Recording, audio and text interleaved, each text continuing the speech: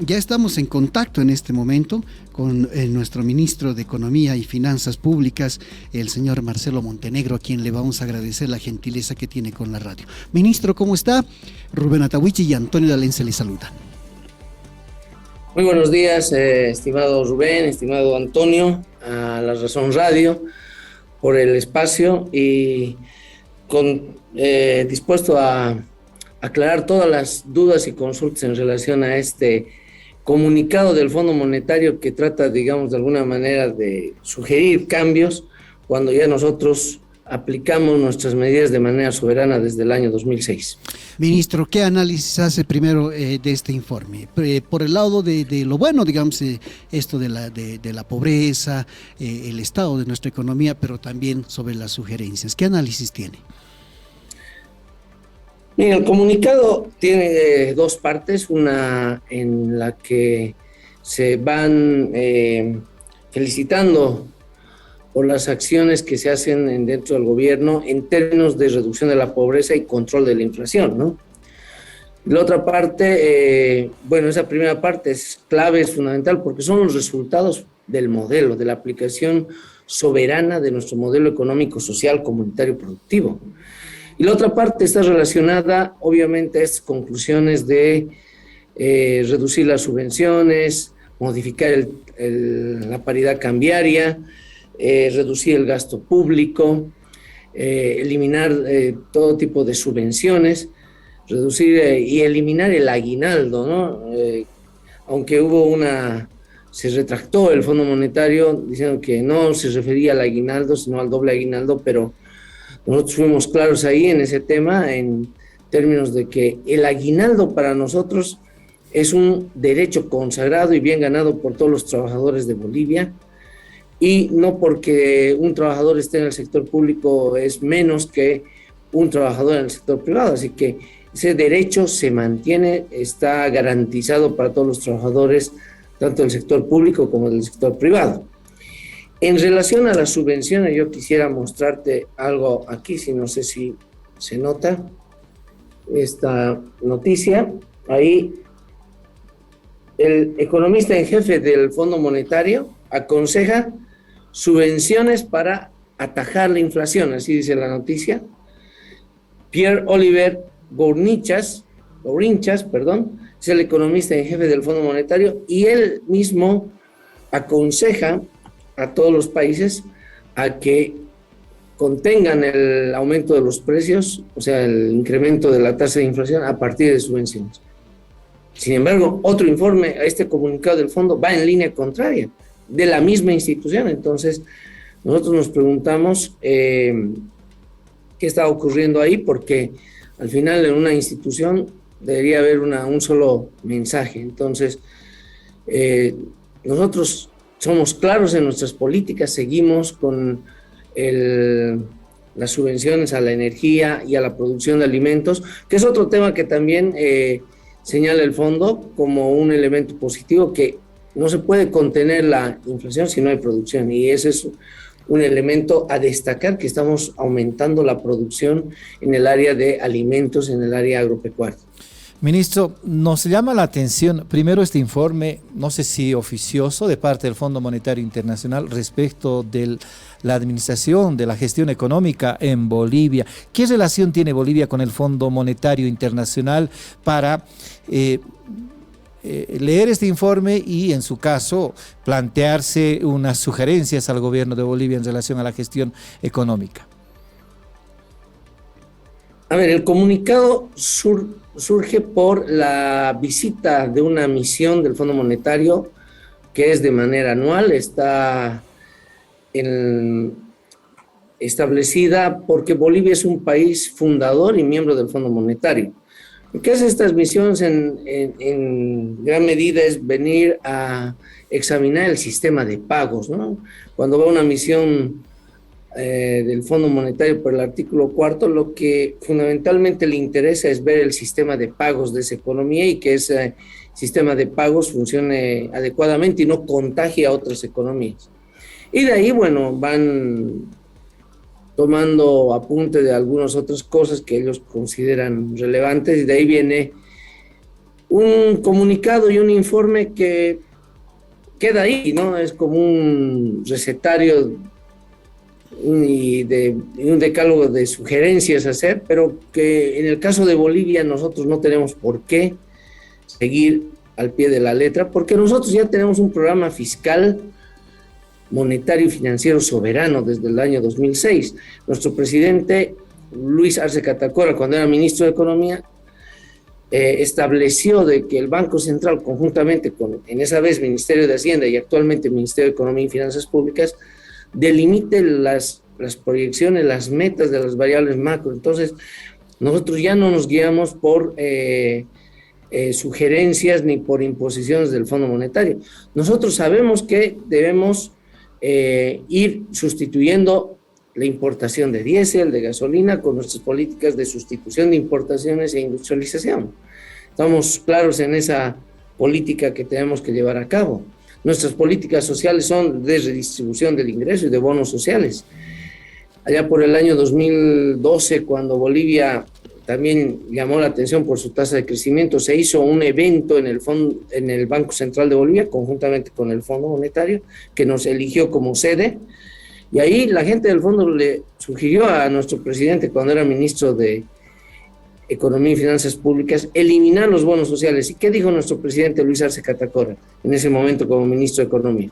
Nosotros podemos leer o escuchar las sugerencias del fondo, pero nosotros vamos a seguir pagando los bonos sociales, y hasta ahora lo seguimos haciendo. Es decir, que varios años hemos ido rechazando estas sugerencias, que es ya son antiguas y viejas recetas del Fondo Monetario, que son contraproducentes cuando una economía está en plena reconstrucción y recuperación. Que te diga, bajar el gasto público, es la vieja receta del Fondo Monetario, muy antigua y realmente desfasada de lo que está ocurriendo en el mundo. Pero en el mismo fondo, para esta gestión, el mismo fondo ha sugerido que también, algo tímidamente, pero de que el gasto público se amplíe para evitar este tipo de problemas relacionados a la alta tasa de inflación que está viviendo toda la economía mundial. Y aquí en Bolivia tenemos estabilidad de precios con una tasa de inflación del 1,6, la más baja de Latinoamérica y de seguro una de las más bajas del mundo. Ministro, sin duda, hace un tiempo atrás y con mucha fuerza se han estigmatizado algunas herramientas que tiene la economía, como esto de los subsidios y los bonos. ¿Por qué no nos explica, ministro, muy brevemente, qué son los subsidios, qué son los bonos y cómo están funcionando en Bolivia en este momento? ¿Qué impacto tienen? Las subvenciones es técnicamente una erogación que hace el Estado para que el consumidor final no pague el verdadero precio el precio que tenga un determinado producto. Es decir, si la gasolina o el diésel cuestan 5 bolivianos y paga 3.72 o 3.74 respectivamente, esa diferencia la cubre el Estado y esa diferencia se llama subvención. Entonces, los subsidios van, digamos, a la producción, esto va a los precios, las subvenciones. Entonces, es una erogación, un sacrificio que hace el Tesoro para que el precio en cuestión llegue a los consumidores en menor cuantía de lo que tendría que ser si este estuviera delimitado con la lógica de los precios del mercado, ¿no? Entonces, queda claro que ese esfuerzo que hace el Tesoro es para mejorar el bienestar de la población. Y se lo hace en términos también de que una mayoría, generalmente la más desposeída, tenga estabilidad en los presupuestos de su bolsillo, de lo que lleva a la mesa todos los días. Imagínate que cada día incrementen los precios de los alimentos, de la energía, del transporte. De seguro que ese escenario caótico no sería admisible en nuestra economía. Y generalmente a eso, digamos, van tendiendo los consejos del Fondo Monetario. Pero nosotros ya, como te decía, tenemos claridad en nuestras políticas, en lo que hacemos, y los resultados se ven ahí evidentes para la sociedad y para toda la población. Ahora, cierto, usted habla de subsidios a los precios, en este caso a los combustibles, también hay subsidios a la producción. Si nos puede especificar, luego le pregunto sobre algo que también algunos analistas consideran necesario en relación al tipo de cambio. Bueno, las subvenciones también están a los insumos, de tal manera que los productores, por ejemplo, de pollo, los productores de carne porcina puedan adquirir insumos de EMAPA para producirlos de forma que este insumo no sea el que tendrían que pagar, digamos, a precio de mercado o a un precio subvencionado, y eso permite que el costo de producción no aumente en la producción de estos cárnicos, ¿no? Y también están las subvenciones al diésel, que está relacionado con la agricultura. Eso ayuda de manera importante a disminuir o a tener unos costos, digamos, estables en la producción de productos agropecuarios o de estos productos cárnicos que te señalaba. Y en relación a la paridad cambiaria que aconseja o que sugiere el fondo, nosotros tenemos una posición clara ahí.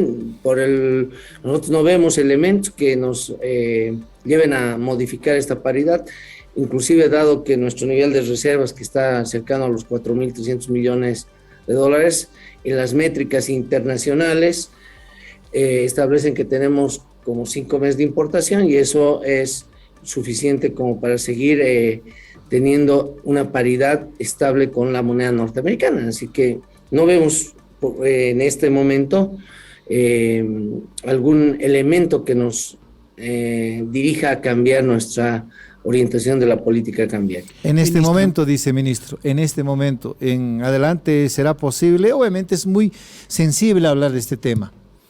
Pero siempre que me han hecho esa pregunta, le he respondido así: vamos evaluando de manera constante, continua, y somos claros en nuestras declaraciones de que hemos mantenido esa posición de evaluar, y cuando decimos que no vemos elementos para modificar, lo mantenemos y se está cumpliendo.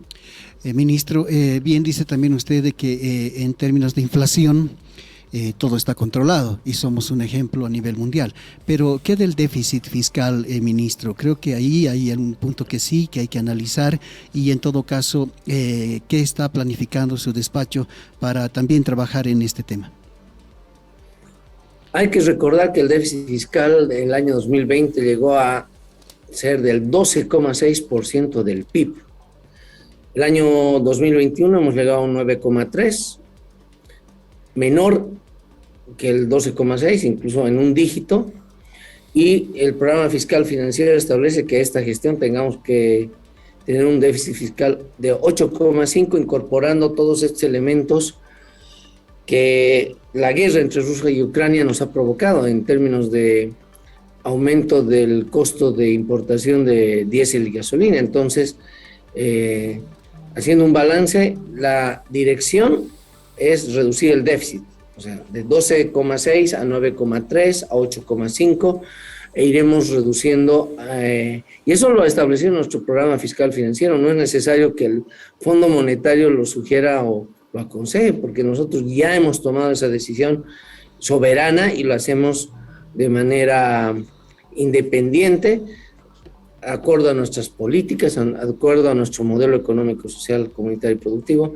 y vamos reduciendo a partir también de un programa de mediano plazo, que es la sustitución de importaciones con nuestras plantas de biodiesel, en el caso del diésel, en el caso de la gasolina, con la compra de, por ejemplo, a los ingenios de 160 millones de litros de etanol para que sirva de aditivo con la gasolina y generar un ahorro para la importación de gasolina. Así que queda claro para nosotros que esa es la dirección correcta y adecuada.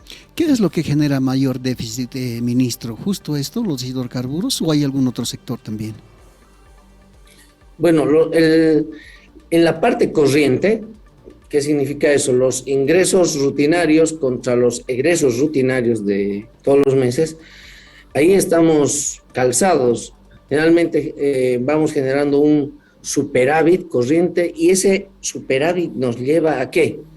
A volcarlo a la inversión, pero ese superávit no es suficiente para aumentar la capacidad productiva y es ahí donde tenemos que prestarnos, o sea, generar una suerte de compromiso de devolver estos recursos. Ese es el pago de los intereses y el capital por el endeudamiento, y es ahí de donde viene el déficit fiscal.